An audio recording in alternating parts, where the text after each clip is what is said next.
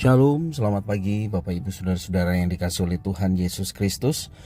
Jumpa kembali bersama dengan saya Pendeta Eka di dalam renungan firman Tuhan pada hari ini, hari Selasa 4 Januari 2022. Kiranya sukacita dan damai sejahtera dari Tuhan kita Yesus Kristus menyertai kehidupan kita sekalian. Puji nama Tuhan. Sampai pada pembacaan kita hari ini, Mazmur kedua. Kiranya firman Tuhan yang kita baca memberkati kita sekalian. Puji nama Tuhan. Mari Bapak Ibu Saudara-saudara, sebelum kita akan merenungkan bagian firman Tuhan pada hari ini, kita akan terlebih dahulu berdoa. Tuhan Allah Bapa di sorga, yang kami puja sembah dalam nama Tuhan Yesus, kami sungguh bersyukur dan berterima kasih kepada Tuhan yang terus memelihara hidup kami sampai pagi hari ini. Kami mohon pimpinan dan berkat Tuhan untuk kami dapat merenungkan firman-Mu, sehingga apa yang kami renungkan sungguh menjadi manfaat bagi hidup kami, diterangi oleh firman Tuhan dan kami boleh terus menerapkannya menjadi kemuliaan bagi Tuhan. Terima kasih Tuhan, inilah diri kami sedia untuk belajar firman Tuhan. Demi nama Tuhan Yesus Kristus kami berdoa. Haleluya, amin. Bapak Ibu Saudara-saudara yang dikasihi oleh Tuhan, pernahkah kita tertawa menyaksikan tingkah laku orang lain, atau mungkin keluarga kita, atau sesama saudara seiman? Mungkin karena kita merasakan sebagai sesuatu yang lucu atau yang aneh yang dilakukan oleh orang lain. Mungkin juga kita menganggapnya sebagai kebodohan, karena menurut kita semestinya tidak begitu. Dan kita langsung berhenti karena menyadari hal itu merupakan pelecehan, karena telah menganggap rendah orang lain.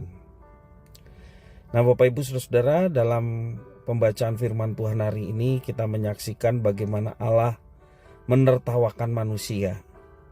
Namun tindakan ini bukan merupakan pelecehan, karena Allah menertawakan kedegilan hati manusia yang berusaha melawan Allah dan orang pilihannya. Bait yang kedua, ya. Aneh rasanya manusia mencoba melawan Sang Pencipta, tetapi itulah yang terjadi dalam kehidupan kita. Menanggapi hal itu, Allah menegaskan bahwa Ialah yang memilih dan menugaskan orang yang telah dipilihnya. Dan Mazmur ini merupakan Mazmur mesianis. Sejatinya pula merujuk pada Mesias yang akan diutus dan diurapi. Mesias yang akan mengalami tantangan dari lahir hingga matinya. Meskipun demikian, Tuhan Allah Bapa akan memberikan segala kuasa kepadanya. Dalam bait yang ke-8, penulis kitab Ibrani mengutip Mazmur yang kedua ini ketika hendak menjelaskan kemesiasan Yesus orang Nazaret.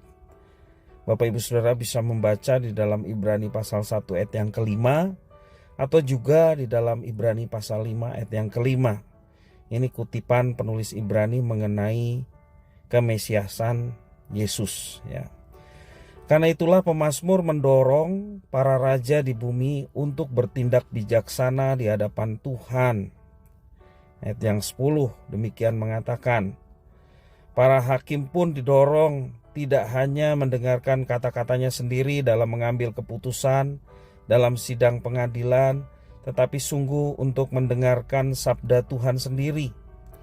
Para pemimpin dinasehati untuk beribadah kepada Tuhan, ya.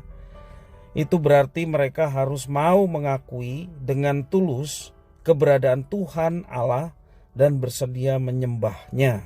Itu konsekuensi pengakuan atas keberadaan Tuhan diimplementasikan dengan menyembah Tuhan, ya.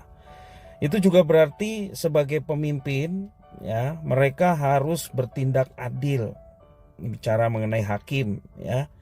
Adil terhadap rakyatnya, karena rakyat pada dasarnya adalah milik Tuhan Allah sendiri. Jika pemerintah dunia berbuat semaunya, maka Tuhan Allah sendiri yang akan menjadi lawan mereka. Dan melawan Tuhan sejatinya merupakan kebodohan semata, karena Tuhan Allah sungguh maha kuasa. Ialah yang menurunkan, ialah yang menaikkan para penguasa di dunia ini.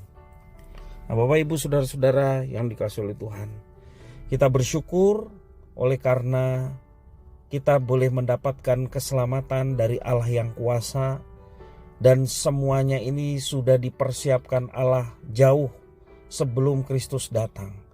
Sehingga ketika Kristus datang, Sang Mesias, ya, Kristus dan Mesias memiliki arti yang sama, yakni yang diurapi untuk menjadi juru selamat, Kristus Yesus. Dan itu sudah tergenapi ketika Dia datang menjadi manusia. Dari lahirnya sampai kematiannya Dia menderita. Ya, kalau kita perhatikan, Dia lahir di kandang domba, mati dalam penghinaan. Itulah Mesias penebus kita. Kalau Kristus tidak mati, kita tidak mungkin selamat. Tetapi syukur kepada Tuhan, Dia yang telah menggantikan hukuman bagi kita sehingga kita diselamatkan. Karena itu, seperti di dalam Mazmur ini nasihat, tidak ada kekuatan apa-apa untuk kita menentang Tuhan. Terlebih kita sebagai orang pilihan, dipilih untuk apa Bapak Ibu Saudara-saudara? Dipilih untuk melaksanakan apa yang dikehendakinya. Kalau Tuhan Yesus mengatakan bukan kamu yang memilih aku, tetapi aku yang memilih kamu supaya kamu pergi. Nah, itulah kehendak Tuhan, supaya kita pergi dan menghasilkan buah, dan buahnya itu tetap konsisten. Kita dipilih untuk melaksanakan apa yang dikehendakinya. Apa yang dikehendakinya, kita pergi dan menghasilkan buah. Dan Roh Kudus menuntun kita untuk kita memunculkan buah itu.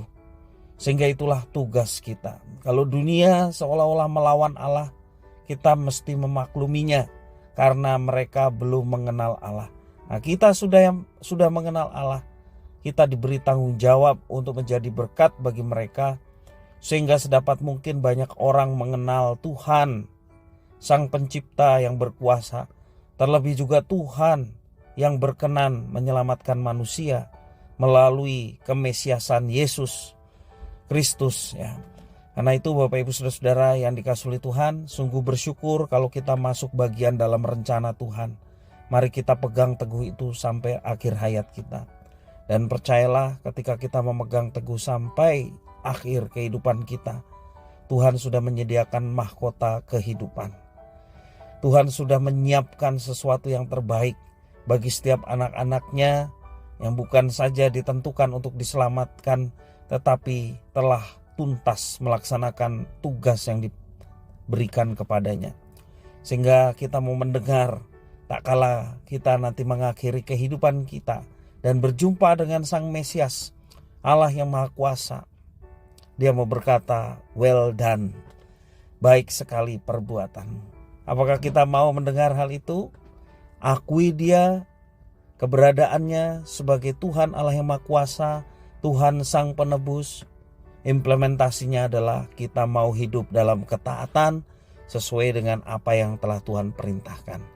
Dengan demikian Tuhan dimuliakan. Kalau Tuhan dimuliakan, maka Tuhan yang akan menarik orang-orang datang kepada Tuhan dan turut ambil bagian di dalam rencana Tuhan.